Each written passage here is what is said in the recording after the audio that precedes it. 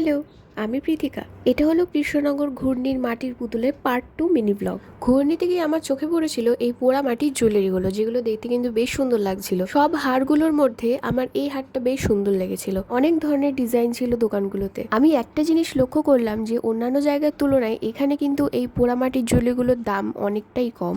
তাই যারা পোড়ামাটির জুয়েলারি পরতে পছন্দ করো তারা কিন্তু এই দোকানগুলোতে একবার ভিজিট করতেই পারো। তারপর দেখেছিলাম এই মাটির সুন্দর ডিজাইন করা চুড়িগুলো, কিন্তু এগুলোর সাইজ না থাকার কারণে আমি কিনতে পারিনি। তারপর অন্য একটা দোকানে গিয়ে দেখলাম এই চুড়িগুলো কিন্তু বেশ সুন্দর লাগছিল, তাই আমিও একটা কিনে নিয়েছিলাম। তারপর দেখলাম কিছু ইয়াররিংস। এই ইয়াররিংসগুলোর দাম শুনে আমি অবাক হলাম, কারণ এই ইয়াররিংসগুলোর দাম ছিল 30 থেকে 50 টাকার মধ্যে, মানে এতটাই রিজনেবল। অন্যান্য জায়গায় মেলাতে যেখানে এই ইয়াররিংসগুলো 150 থেকে 300 টাকা ছাড়া বিক্রি হচ্ছে না, সেখানে এই ইয়াররিংসগুলো 30 থেকে 50 টাকায় বিক্রি হচ্ছে। তাই তোমরা যারা পোড়ামাটির জুয়েলারি পরতে পছন্দ করো তারা কিন্তু একবার হলেও ঘূর্ণিতে ভিজিট করতেই পারো।